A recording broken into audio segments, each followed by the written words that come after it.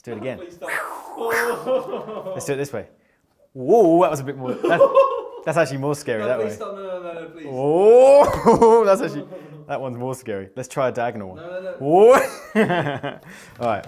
Hey everyone, it's John Penberthy here, and in today's video, I want to talk about something very specific. This is not going to be some newbie strategy going from zero. I want to be addressing how I took my company from $20,000 a month to $200,000 a month, and what that journey looked like, right? What were the lessons I learned along the way, and how can you get from wherever you are right now and actually scale your companies very, very effectively. So let's go ahead and talk about that.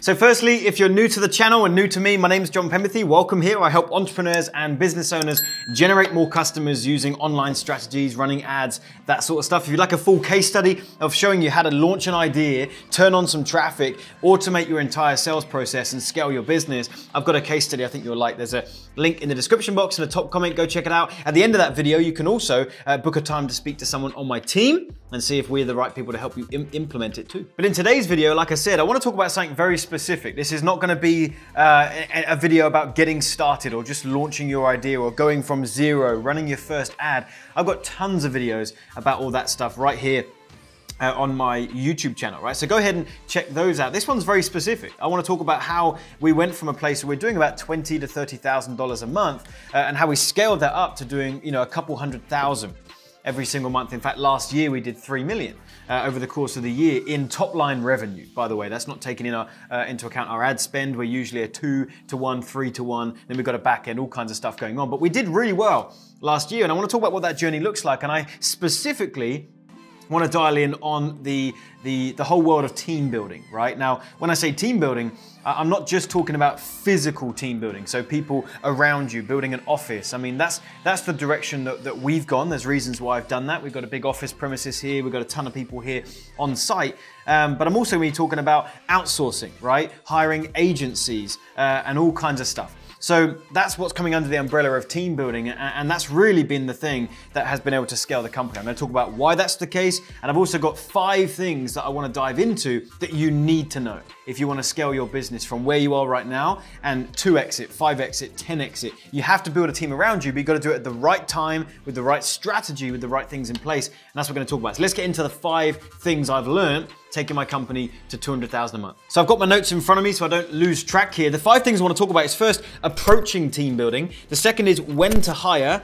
The third is who to hire. The fourth is how to hire. And then the 5th is the speed of which you should be hiring and growing. So let's start with the first one, approaching team building. There's 2 main things within point number 1 that you just need to know if you want to scale your business, okay? The first, and I've learned this through trial and error, is that if you want to have someone join your team, or whether that's in person or virtual, and you want them to help you out with some of these tasks, and help grow your company, you need to first fully understand their role and what you want them to be doing. Otherwise, you'll have no idea if they're doing it effectively or not. This is something that I'm teaching my Platinum Group coaching students all the time. I'm saying, look, an example would be they're saying, hey, I want to hire an agency to run my Facebook ads. And I say to them, okay, that's great, but first you need to go and learn something about Facebook ads. You need to go ahead and dive into some training.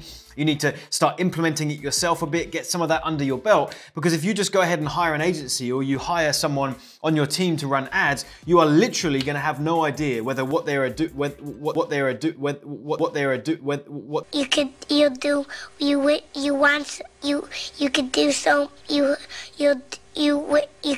they're doing is good or not. Right? You need to get an idea of where they should be at so you can coach them, help them along the journey, and if it's an agency, actually make sure that they're getting the type of numbers that you would expect. So that's the first thing you've got to understand, is for all these areas, when you first start out growing your business, you're going to be a one-man band. Right? There's that phrase, solopreneur. It's just you building everything, and you will be that in the beginning, and that's actually a very, very precious time period, where you're building all your own funnels, you're running all your own ads, you're hustling, doing your articles that you're putting out on Google, and you're going to networking meetings if that's what you're into. I'm personally not, but whatever it is that you're doing all of that first. So you're getting all of that experience so that as you start to branch out and build a team, you've got some of that to relay back to them and you've learnt processes and things that you enjoy. So that's the first thing for point number one that you need to know. The second thing you need to know, still within our first main point of this is confusing, isn't it? of approaching team building, is that you do need to build a team around you to get to some pretty substantial growth, right? So I got up to that point of $20,000, $30,000 a month just by myself, right? Just little old me knocking around coffee shops all day on my laptop, you know, and that is good for a lot of people, right? Just you doing everything. Don't forget, my output is quite high, right? So when it was just me without a team, I'm not saying it was easy to get to 20 or 30,000 a month, right? My output is probably that of 3 other people. You know, I implement quick, you know, and I enjoy being busy. So keep that in mind. But a lot of people are happy with that.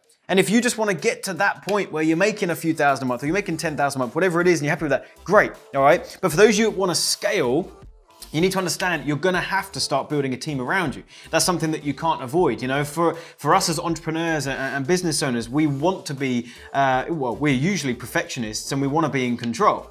So the idea of delegating out parts of your business, it's very precious to you. And so you kind of want to keep hold of it. You're going to have to get to a place where you realize that you need to delegate and you need to build a team. And that's what's going to get you to the much bigger numbers when you are looking to scale. You just can't do everything yourself. So you've got to realize that.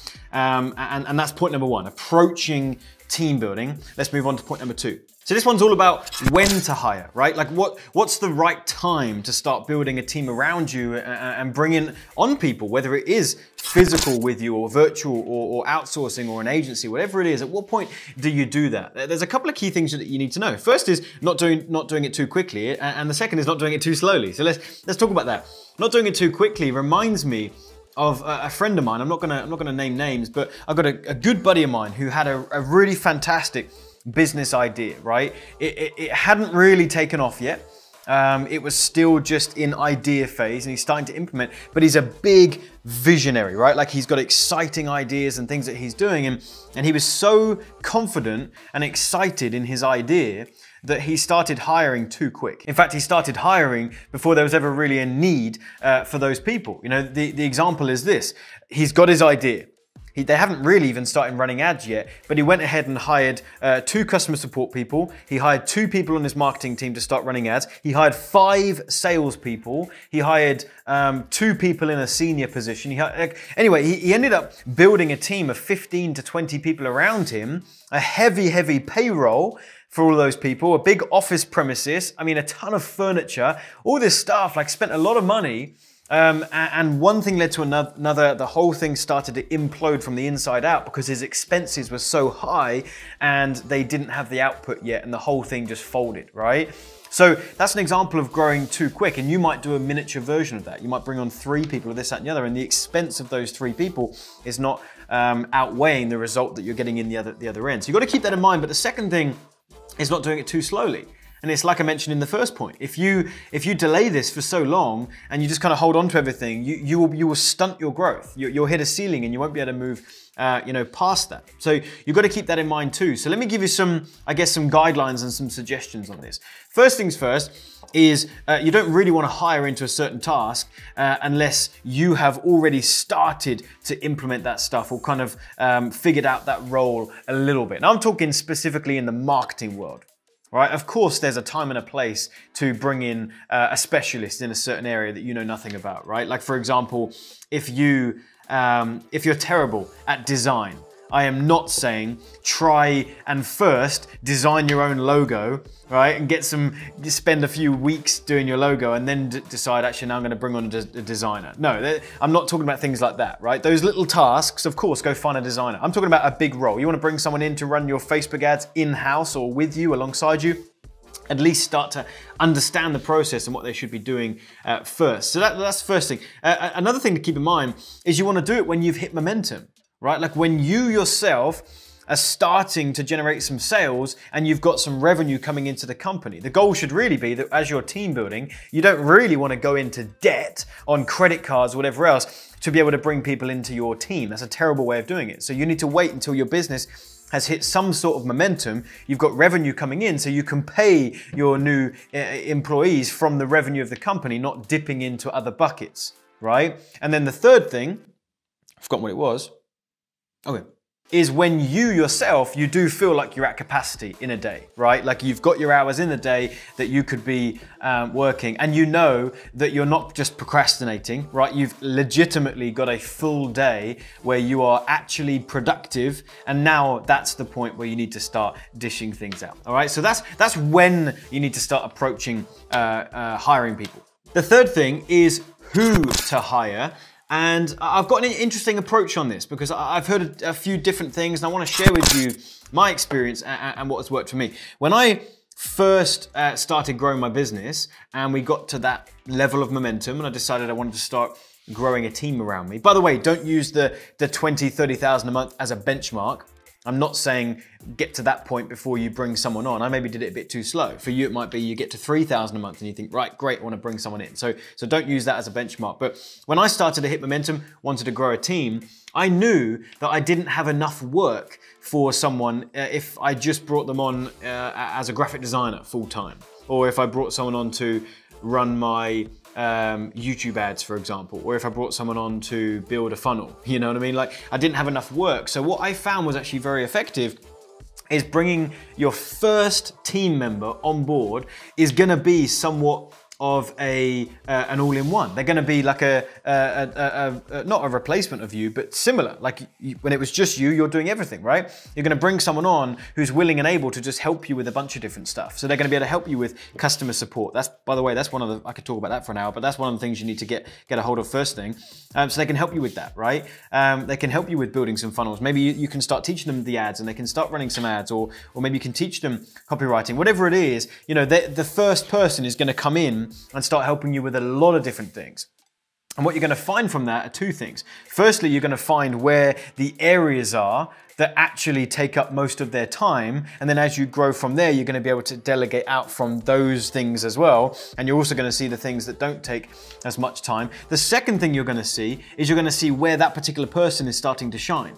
And then where they're starting to shine, you start to craft a role for them in there. That's how they're going to specialize and move forward and grow with you as a company. And then you can start filling the other gaps, right? So my advice is actually find someone first who is going to be able to help you with a bunch of different stuff. And it may even be the point where actually you get busy enough, but the waters are still a bit murky. So perhaps you bring a second person who's going to help you with a bunch of different stuff. And again, now you've got a comparison between two people, seeing the different areas that they're shining in and be able to grow roles from there. The fourth one is how to hire. You know, how do you go out there and find those A players, right? You hear this term thrown around all the time. In fact, you know, you might hear A players, B players, C players, and how do you go ahead and find the A players? Where do you post online? What kind of things should you say to bring them on board and all this kind of stuff? Look, I'm going to be quite direct here. One thing that is a little bit of a pet peeve for me is hearing that term A players and going out there and only trying to find an A player. You as the owner and the leader of your company, you're going to be able to cultivate and create A players. Do you understand that? Like you don't always have to go out there and find someone who has been a specialist in their area for 20, 30 years and then bring them on board, right? That's not always the way that it needs to be played. And in fact, you're limiting people from their ability. You see what I'm saying? Like you may be able to find someone who just has a real passion for your industry, right? And they need a little bit of leadership. They need a little bit of coaching. They need a little bit of support. And actually, you may be able to find someone who can really, really shine in an area or a department within your company or whatever it is, but they needed that coaching. They need that leadership.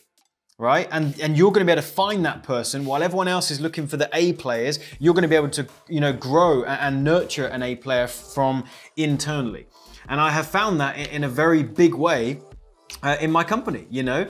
my head media buyer right now, who spends 6 figures a month for our company, I knew him from my church. You know, he just was interested in what I was doing, and I'm looking more for personality and passion than I am specifically a skill set.